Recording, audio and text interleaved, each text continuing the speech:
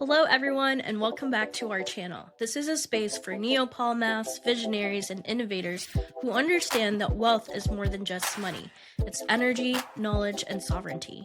Here we bridge the esoteric with technology, unraveling the mysteries of quantum finance, decentralized systems, and the architecture of reality itself. Together we forge a new paradigm shift where code, consciousness, and creation converge.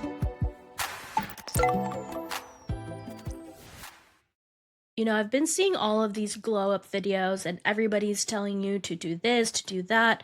This glow up trend at its core is a double-edged sword. I myself love watching people transform and be happy, but sometimes this can also be toxic. In today's video, that's exactly what we're going to be discussing. The glow up trend presents itself as self-improvement, but in many ways, it's just another performance for validation, wrapped in the language of self-care. This push to glow up can easily become an obsession with external transformation rather than true internal growth.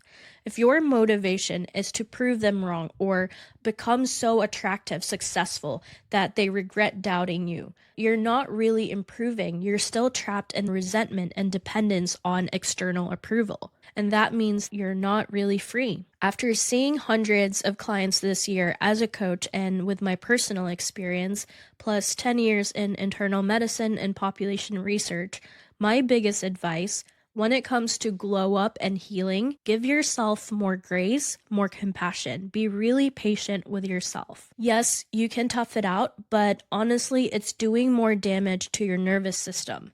Healing takes time, especially if you are someone who has experienced a lot of abuse. In my personal experience, it took a lot of trial and error because my negative self-talk would always resurface, or I would have this lack mentality.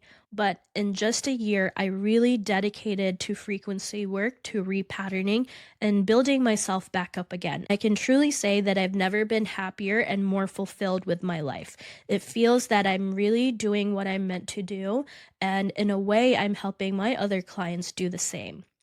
What I do is called quantum resonance therapy, and when it comes to healing, I like to separate your personal traumas, your mother and father wounds, and then we can dive into your ancestral wounds. The point of what I do is so that I can help you recalibrate your nervous system. It's almost like a factory reset or recoding your brain with the help of my higher self and your highest self. We work within the spirit and quantum level, and then down here, I'm helping you make sense of things by being your guide and conversating with you. The problem with traditional therapy, it's almost as if they tell you that there's something wrong with you. But in reality, a lot of these patterns become so stubborn and they keep coming back to you because it is deeply tied with our epigenetics within our ancestral. We have a lot of buy-in.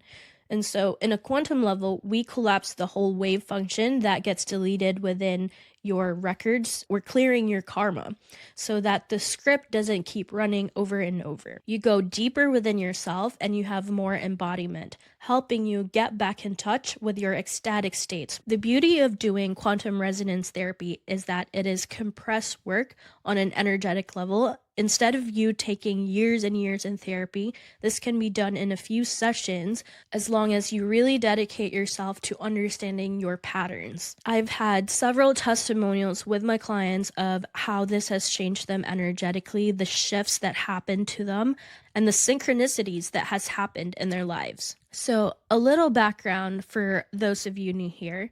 I have migrated from TikTok and I'm very vocal about my experiences and I tell you all the stories that goes on with my life. Since I'm migrating here on YouTube, I'm kind of the new kid on the block and I want to share more of the protocols that I teach my clients here for free so that we can grow our community even bigger. Growing up, I was gifted a narcissistic mother and an absent father combo pack to really go after that full Pokemon evolution.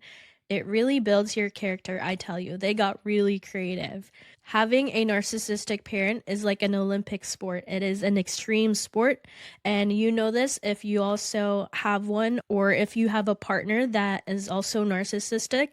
It is a total mindfuck. It takes time to really heal from it. My core wounds are perfectionism, fear of abandonment, fear of failure, fear of not being enough.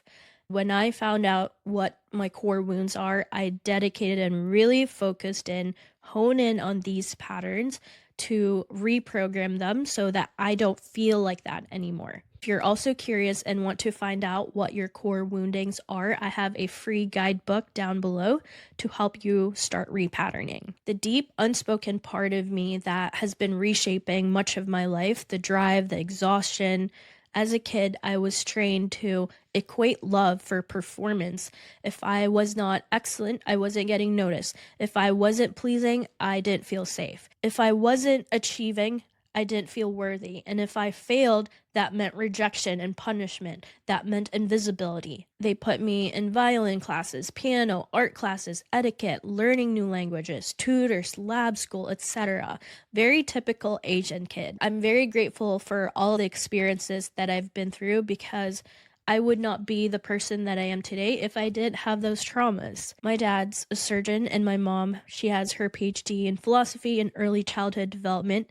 And it's so funny and ironic because not only did they know that I was neurodivergent, they thought I was just this weird kid who loves collecting rocks. They also gave me my traumas, but I know that it was all for my evolution. The universe really pairs us with the perfect parents to take us to where we need to be in life. It is our duty to heal those parts of us, to pick up all the pieces that was broken so that we can really become the best versions of ourselves. That is how our character gets built. And then the stories I was telling myself was that I was not lovable. My parents didn't love me because why would they beat me up?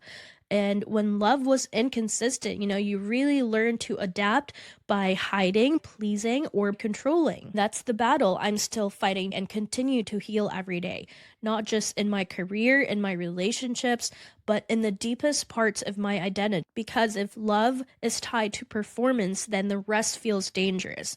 Taking a break feels like I'm falling behind. Slowing down feels like I'm a failure. And we end up gravitating into relationships where we continuously have to prove our worth over and over because that is what's familiar in our nervous system. I know that I've been shaped by my past wounds, by my childhood wounds, by needing to prove myself, but I don't want to be stuck in that anymore. I want to build from truth and not from fear. Hopefully, my stories can also resonate with you as well. My sessions with my clients are extremely intimate. Sometimes we're laughing out loud, sometimes we're crying. It is sacred to me, and we're really getting into the deep core woundings that has been weighing you down and stopping you from becoming the best version of you. In a way, when I'm with my clients, I feel that I'm healing with them as well. If you're also somebody who struggles with overworking and perfectionism, you have high standards for yourself, you're always in competition with yourself, welcome to the club. This is so deeply ingrained in us. We are the performers, people pleasers. As children, we grew up knowing that love was conditional. We had to earn it, but that's not really your fault. It's an adaptation to an unsafe environment. The problem is, if you don't heal that, you'll keep recreating it in your work, in your relationships, in your own self-worth. You don't need to keep proving to yourself.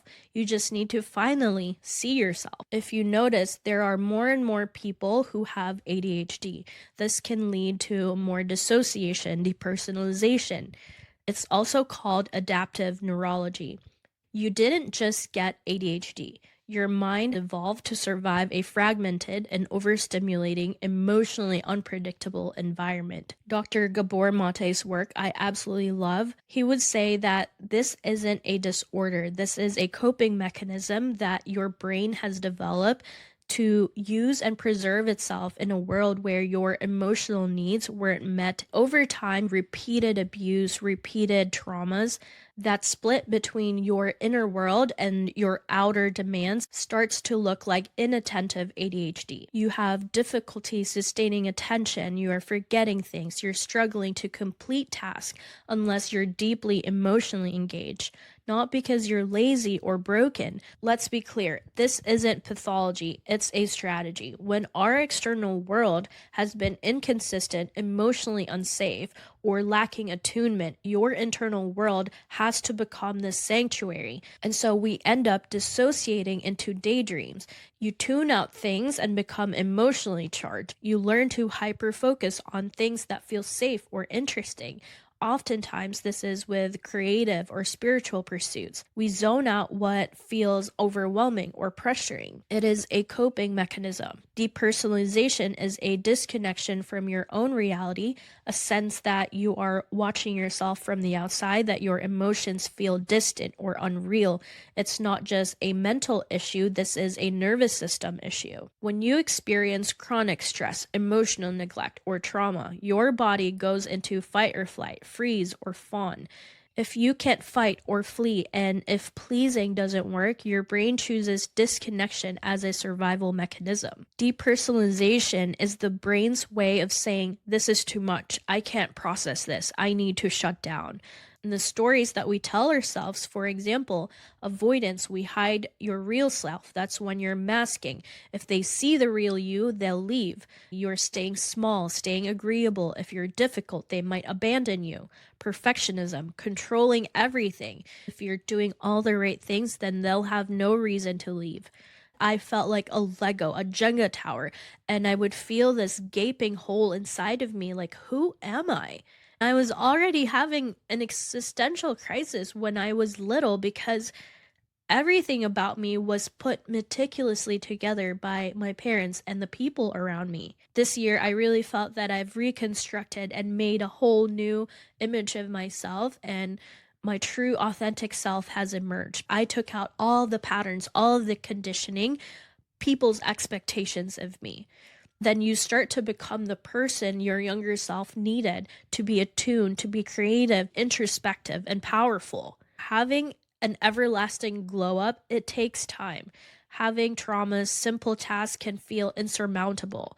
When you're in these freeze states, you feel extremely tired. People can't see that you're struggling, so you put your mask on and say, oh, I'm fine. You're afraid to forget things and miss your friend's birthday. You're conscious about what others might think of you. My advice is to give yourself compassion for the parts of you that still check out. Don't shame them. We need structure instead of punishment, and the parts of you that still feel scattered doesn't need stricter rules. It needs clear rituals that honor your nature. The restoration of trust in your own inner rhythm.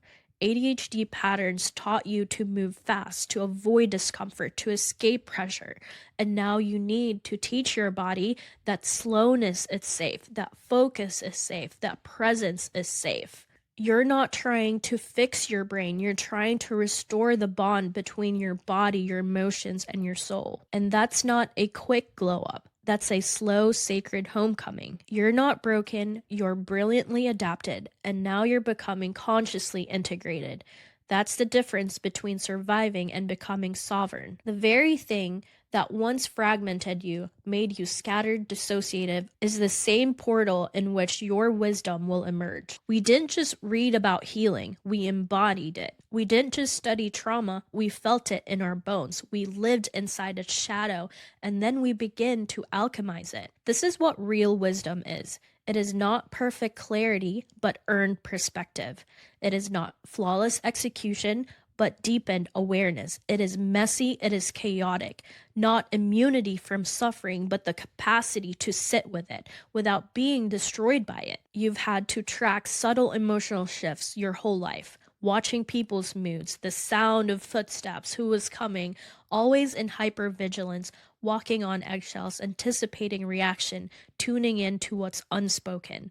That sensitivity, it becomes your instrument. It's why you can see patterns others miss, why you can speak truth while others are afraid to look at. Wisdom was forged in the very places you thought were your undoing, and now you're here, not just trying to escape your past, but to transform it.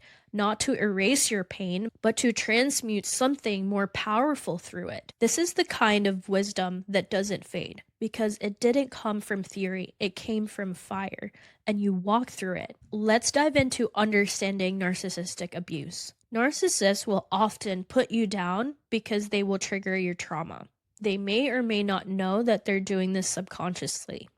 Narcissistic patterns are like a virus. They look like hard code that's installed in their operating system. This happens after years of abuse or neglect. Their frequency is coded to bring your frequency down, especially if you already carry patterns of disempowerment, of history of abuse. You become their prey. Their ego is often filled with exploiting your sympathy, your trauma, emotions, and ignorance. I often see an energetic connection in people's throats if you have been silenced, and also in the womb where trust was violated. And this can go both ways with men and women. Moving your body releases all of this stored pain. Unfollow, block, remove any reminders. If you're still subconsciously monitoring him or her in social media, old messages, just cut that off. Seeing it just keeps this spell alive. So how can we reclaim the healthy feminine and masculine? A healthy feminine is softness without submission.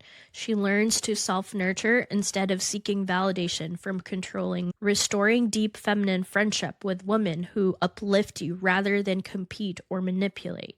You can use creative expressions such as writing, painting, singing. This helps you transmute a lot of suppressed emotions. I often see a lot of disempowerment and afraid to speak up. That's how I know somebody has been a victim of narcissistic abuse. Really start to enforce your non-negotiables, your boundaries, without fearing that you are the bad guy or you're making them feel bad. Develop your discernment. Not everyone deserves access to you. And you have to be mindful and really think, are they actually helping me to become better, or are they here to exploit me? Embody sovereignty. You are complete and no one can manipulate your reality again. After all of that, what did you learn from that experience? What wounding did it expose you?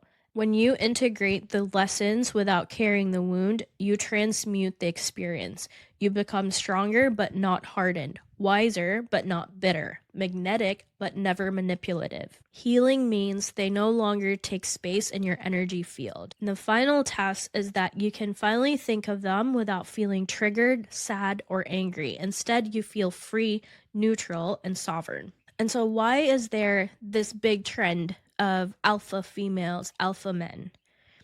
If a system actively conditions women to embody the disintegrated dark feminine, the manipulative, controlling, emotionally unstable, and wounded, this creates a ripple effect of systemic dysfunction. This weakens families and disconnected individuals. Trauma is a tool of control, and when women, who are the carriers of life, the nurturers and cultural transmitters, they are distorted, society itself becomes easier to manipulate. The system benefits from disempowered women. A healed sovereign woman sees through the deception and acts as a force of stability. But a woman who is traumatized, narcissistic, or enmeshed in control game is always trying to externally focus rather than internally empowering herself. She will obsess over her appearance, her status, relationships, and validation rather than the inner growth or wisdom that she can cultivate.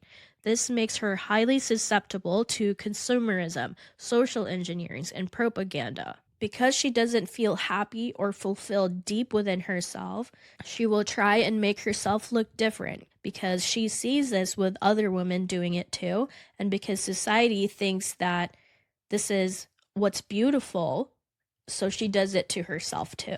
A woman who cannot trust herself will either control others or seek external control. For example, the government, corporations, social media trends. This weakens organic community structures. The dark feminine in its true form is wild, intuitive, and powerful. able to birth not just life, but ideas of movements and revolutions. However, a distorted woman is reactive, self destructive. They would use coercive force, deception, manipulation, mind control, and fraud to feed their ego. Narcissists sees themselves as the sun and everybody must revolve around them. If they lack self awareness, their negative ego will exploit and suck you dry. If you know somebody who has narcissistic traits or have been a victim of it, they are vehicles of the seven deadly sins. The seven deadly sins of narcissism. Number one is shame. Shame is the core wound beneath all of the unhealthy narcissism. Instead of processing shame, the narcissist denies, suppresses, or projects it onto others. Second is magical thinking. They see themselves as this perfect and engage in distortions and illusions to maintain their self-image. The third is arrogance. When a narcissist feels insecure, they reinflate their ego by degrading others. 4. Envy. Narcissists experience intense envy when confronted with someone else's success, talent, or happiness. To manage it, they use contempt to diminish others. Entitlement. They believe that they deserve special treatment and rage when people don't comply. Exploitation. They use and manipulate others without concern for their well-being. Boundaries. They don't recognize personal boundaries and see people as extensions of themselves. At their core, narcissists lack true self-awareness and emotional regulation. Let's talk a little bit about the energetics of light versus dark. The light will mirror a narcissist's wound to help them overcome it. The dark will pull you down to feed off your light. This is why there's a lot of dark patterns, sometimes even entity possessions. The dark ultimately wants a person to transmute all the shame, abuse, and trauma into light. That person has to choose to bring out the darkness and transform it back into love. And that's why they love bomb people to match their frequency. It's actually really sad. Male narcissists are very, very hard to deal with. They're particularly attracted to younger, naive women. Women who appear emotionally open and nurturing, overworked, high-achieving women who are disconnected from their bodies. This dark masculine archetype appears very put together. They're very confident, not anxious. This is attractive, so the predator mimics that template. They study you more than you are studying them. Dating apps are absolutely filled with psychopathic types. And for females running dark feminine templates, this shows up as the disintegrated dark feminine, where the natural qualities of feminine energy, such as intuition, nurturing, and magnetism, this becomes distorted into control, manipulation, and seduction. And so a narcissistic woman presents herself as this overly curated aesthetic and image of control. She often meticulously creates her appearance to project this illusion of perfection, often obsessing over social status, beauty, desirability. She may use her looks and charm to gain power over others. There's the hyper seductive but emotionally unavailable. She will present as this deep, alluring, but lacks true vulnerability. Her allure is a game. It is designed to hook and ensnare rather than create this deep, meaningful connection. Sometimes they also show softness, but there's no emotional power. She will often project this image of being feminine, gentle, or spiritual, but beneath the surface, she manipulates emotions, playing the victim or using guilt as a weapon. Another one that shows up is the queen complex, but without the true leadership. She may carry an air of superiority, acting as if she is above others. Instead of leading with wisdom and grace, she demands admiration and loyalty, while she is tearing others down. There is perpetual drama and chaos. She thrives on emotional instability, whether in relationships, friendships, or in business. She creates it to maintain control and attention. She weaponizes feminine archetypes. She distorts the roles of the maiden, seductive and naive, the mother, overbearing and controlling, and the crone, pretending wisdom but using it to manipulate. I've also seen this in spiritual spaces. She might cloak her manipulation in high vibrations and divine femininity, using spirituality as a tool to evade accountability. She will show up as somebody with empathy, but lacks true warmth. She mimics deep connection and understanding, but is actually cold and calculating, using compassion as a means to gain leverage. So, what is the disintegrated dark feminine versus the true dark feminine? The disintegrated dark feminine uses seduction, victimhood, and emotional warfare to gain control. She is ruled by her shadows, wounded ego, power obsession, and paranoia. A distorted woman, however, is reactive, self-destructive, unable to lead real change. The true dark feminine embodies depth, mystery, and power, but in a way that is rooted in wisdom and truth. She is fierce yet nurturing, seductive yet deeply ethical. The light serves as awareness, discernment. It cuts through the illusion, where the disintegrated dark feminine thrives on chaos and power games. The true feminine, whether light or dark, seeks harmony, balance, and depth. Healing from the influence of a narcissistic woman, whether it was a mother, friend, mentor, or lover, requires a deep restoration of your own feminine and masculine energies. This is where discernment is really important. It's about rebuilding trust with yourself, reestablishing your intuition, and clearing the emotional entanglement that they've created. How do we start recognizing the wound? The narcissistic woman or man operates by hijacking your perception of reality, making you doubt yourself. She might have made you feel small, crazy, or guilty for setting boundaries. The distorted feminine turns intuition into paranoia, nurturing into control, and love into possession. To heal, you have to reclaim what was stolen, your ability to trust your emotions, your inner knowing, and your sense of sovereignty. This is something that I absolutely teach my clients, to really trust your inner knowing, your own sovereignty. And, sometimes it's really easy for us to trust, if especially we are in those vulnerable states. Rebuilding trust with yourself, repairing your intuition. When you have been a victim of somebody that's narcissistic, it feeds off your self-doubt. So the first step is undoing that self-gaslighting that she's caused. Practice noticing and naming your feelings. If you have a journal, you can write, I feel blank because blank. This helps you rebuild your trust in your emotions. Stop justifying over explaining yourself. You don't need to explain your boundaries or your intuition. A simple no is enough. Meditate to separate their voice from yours. Ask yourself, is this my belief, or is this something they planted in me? If it feels heavy, guilt-ridden, or fear-based, it's not likely yours. Purging emotional enmeshment, energetic and psychological. A narcissist's grip on you isn't just emotional, it's energetic. You need to purge her imprint so that she no longer occupies your inner world. You could also do cord cutting rituals, such as visualizing a string connecting you to her, then you see yourself cutting it. Feel the freedom and repeat it as needed. There's also somatic releases such as breath work, shaking, dancing. If enough women are conditioned into the disintegrated dark feminine, society will collapse into cycles of broken relationships, lack of community trust, and dependency on external authority. A mother who is narcissistic, emotionally volatile, or controlling raises children who lack secure attachment. They struggle with self-worth and relationship. They become codependent or become narcissistic themselves. The cycle just repeats. They are easily influenced by external forces. They lack a strong sense of self, making them easier to manipulate. Relationships between men and women become power struggles rather than sacred unions. A wounded feminine's energy emasculates or manipulates the masculine. A wounded masculine's energy becomes passive.